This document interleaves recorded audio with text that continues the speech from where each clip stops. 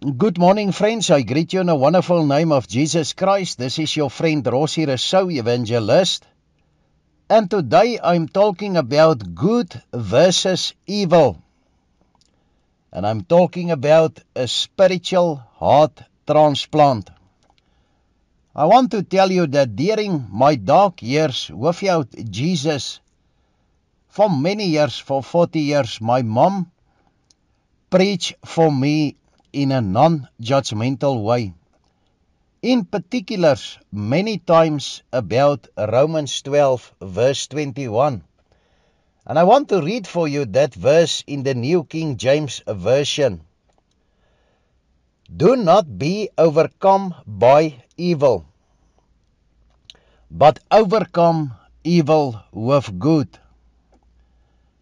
In my 40s, I realized that I need to get rid of my stone heart. Full of hatred, bitterness, unforgiveness, and anger, I also realized that without Jesus' help or a spiritual heart transplant, it won't be possible. He came to set captives like me and many others free. And I thank God for the work of His Son in my life through the power of the Holy Spirit. And I want you to pray with me a small prayer today once again.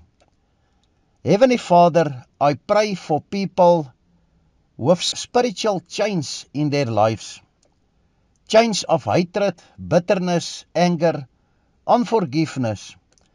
Please break that chains in Jesus' mighty name. I pray that your will be done.